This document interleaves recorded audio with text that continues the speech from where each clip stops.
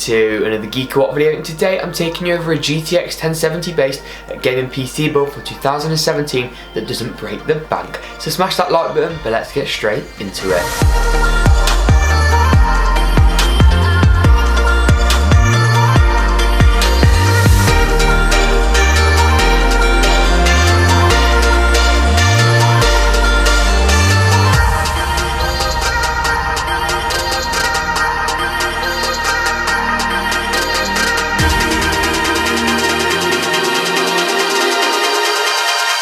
Now first of all I'm going to take you through the parts I've chosen why, and then there'll be benchmarks at the end of this video with some real world performance, and those will actually be at this time code, so if you'd like to skip to those, feel free. But in terms of CPU, I went for Intel's Core i5-7400. Now this CPU is Intel's lowest end i5 chip, but is certainly very capable. Its single-threaded performance down to its lower clock speed against the higher i5 CPUs won't be as good, so games such as CSGO will suffer. However, games that utilise more cores will certainly do very well with this quad-core CPU. Now don't be put off by that lower single-threaded performance. It isn't going to handicap you massively in games, and certainly isn't going to be beat out by a Core i3. It's just nothing too much to worry about, just something to know. Now of course, this CPU isn't overclockable, but you don't overly want to use the stock CPU cooler, as that can be very loud and very cumbersome and not very nice. And that's why I chose Cooler Master's Hyper 212 Evo. It's definitely, in my opinion, one of the best CPU coolers that the Cooler Master have released and any CPU cooler have made in the past sort of 5 years. Now the reason I say that, it's cheap, comes in at around £25, around $28 for those of you in the US, and it just looks good. It cools the CPU very well. It isn't massive either, unlike some of the higher end air coolers from Noctua or Be Quiet's Pro Dark Rock 3. And now the CPU cooler does come with one fan, but you can add another fan on the side, and it does give you mounting for that as well, although one fan is more than enough. As I said, the stock cooler will suffice for an overclockable CPU, but you're spending $1,000 on a PC, you want it to function nice and quietly, and that CPU cooler is a great option. Now in terms of motherboard, yes, you haven't gone for a CPU that can be overclocked. However, that doesn't mean to say that you don't want more PCIe lanes, you don't want a better I/O, you don't want more storage options, you don't want a more reliable motherboard. So I went for a Z270 board, but one that fits in very much at the budget end of the price point. Now you can actually check my review of this Z270 board in the card section up here now, and it's from Asus. It's the Asus Prime Z270A, and that gives you loads of USB 3 ports, gives you display outputs, but of course we'll be using our graphics card's display outputs for our monitors. It gives you 4 RAM DIMM slots as well, and a load of PCIe slots as well, and you can do SLI on this motherboard, so if you did want to grab another GPU later on down the line, it gives you the high bandwidth SLI bridge. You just plonk another one in, jobs are good. It's also got 6 SATA 3 6 gigabit per second ports, which are really great to have, a decent I/O as I said, and a load of other features such as an RGB audio trace with a better audio chipset. Overall, it doesn't break the bank, and as I said, my review will be in the cards section now. RAM was a weird choice. DDR4, as I've mentioned in my other videos, has been very volatile in its pricing recently, and it's a bit of a difficult choice. Now 8GB for me is kind of the staple, it's the minimum, but we're going for a $1,000 PC with a GTX 1070. For me, 8GB just isn't enough. I went for two 8GB DIMMs, sorry. Of course there's Vengeance LPX, and you actually see that running in the very PC I'm talking about behind me. Now I went for DDR420 at 133 MHz, however you can go higher, you can overclock your RAM, absolutely no problem. Another great advantage of that Z270 chipset. You can get it in a couple of colours as well. I went for a black model for this build as it fits in really nicely with the colour scheme, which we'll see to start develop in a moment's time.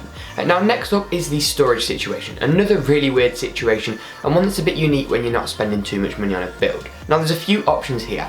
You always want to go for an SSD and a hard drive in a build at this price point, because you want that good balance between price to performance, you want the mass storage, and you want the fast boot speeds. So for SSDs, if you want to keep it nice and reliable, nice and traditional, the Samsung 850 EVO or 950 Pro, those SSDs are going to work great. 256 to 500 gigabytes of storage is where you want to be at for your Windows drive, and then space for your games, movies, music, that kind of thing, and also have room to back up some of the stuff on your main hard drive mass storage. If you want to go for something a bit cheaper, I actually have a model from Blitzwolf in, which is slightly unique. It's a Chinese brand, Chinese knockoff SSD. However, flash memory is quite reliable, so I don't think you'll be having any reliability issues with this. And if it's only a Windows install anyway, and some of the files that are backed up from your main mass storage drive, if it does go wrong, God forbid, there's nothing really major that's going to happen. You're not going to lose really any data. And now this SSD, speed-wise, it doesn't quite stack up to the Samsung options, but I'll have a review of that up in the card section as well now, so you can see just how it compares for that lower price point. And as with everything, I'll leave links in the description below at a range of retailers so you can compare the prices and see which gives you the best deal at the time of watching this video.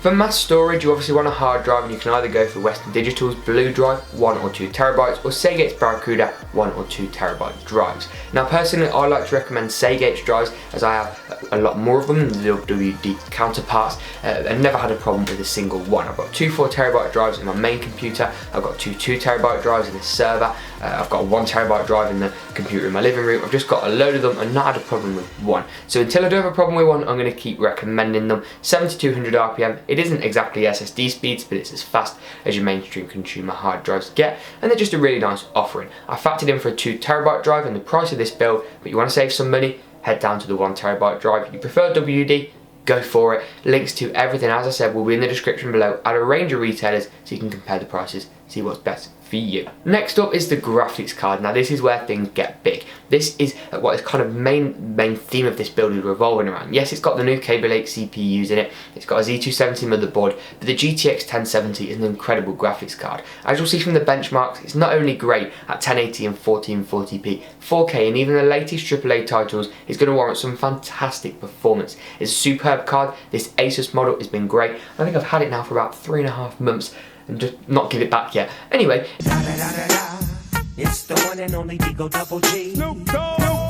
It's got an 8GB frame buffer, which is more than enough for you turning your textures and your anti-aliasing and all that kind of stuff up nice and high. It looks good. It's got 3 fans, features their aura control, so you can actually sync it with the motherboard, and a huge thank you to them for sending those parts out. You can sync it to the motherboard, so the RGBs will sync up nicely. You get some good cohesion there. It's overall a fantastic graphics card. Just looks really good, and it's incredibly beefy. For the case, now this is another one that was requested massively for this build. This wasn't sent to me by NZXT, so make sure you hit them up on Twitter, let them know I featured it. But I bought it off Amazon because so many of you have loved the S340, and I've recommended it quite a few times based on other experiences. My mates have got them, they just love them. It's just a fantastic looking case. It's quite minimalistic. It's much smaller than some of the other cases I've looked at as well and recommended in other builds. It's got good cable management. This thing is so clean cable management wise, you can't see a single cable aside from of course the graphics card and motherboard ones. It's a really nice case. I went for the black and blue. I decided rather than going for the usual black and red that everyone seems to colour their PCs, I thought we'll mix it up, we'll go for a black and blue case, and my god, it paid off. It looks so good. I see why everyone's recommended it. In terms of the power supply, people sometimes panic. I've said this in other builds, they go for really high 1200 watt 80+ platinum certified, and it's not necessary. 750 watts, of course their CX750M is fine. Yes, it's only 80+ bronze certified, but it's from Corsair, so you're not going to have a problem with it. It's semi-modular, so you get your motherboard and your CPU cables connected by default, and then you connect the appropriate other options up, your GPU cables, your SATA cables, any Molex power that you need, all that kind of stuff, your SATA power. You just choose what you plug in so you don't have too much extra cable clutter. Whilst I personally prefer fully modular power supplies, they're also more expensive, so where you save the money in this build on parts of the power supply from a reputable manufacturer, you've been able to put into the GPU and keep the price as low as possible. Now, whilst that wraps it up for the core components that you kind of need, there were a couple of other things. Now, BitPhoenix, who I'm working with in an upcoming build in a tempered glass case, actually sent me some LED RGBs. These stick all the way around the case. They're magnetic as well, which is great for metal enclosures. And they just make this build light up, as you can see behind me, and look really nice. They plug straight into the 4-pin header on this Asus motherboard as well, which you can sync up, as I said, to the GPU and the motherboard, just to make it look even better. A couple of other things in there as well. There's also a white LED fan at the back, but I just sort of added that for, you know, because why not, and that kind of thing. Now, I did also buy some sleeved cable extensions for this build as well from Silverstone, and I'll leave those in the description below, and they just plug into your motherboard, your graphics card and your CPU power to just make things look much better. They're braided, they come in black and blue, but you can also go for other colours. I've even got like a black and red set as well downstairs that I use in as my other builds. I just really think they add something to your build, and for another $15 for the 3, I mean, you can't really go wrong. But yeah, let's jump into the benchmarks portion of this video, smash that like button, and I'll see you after that.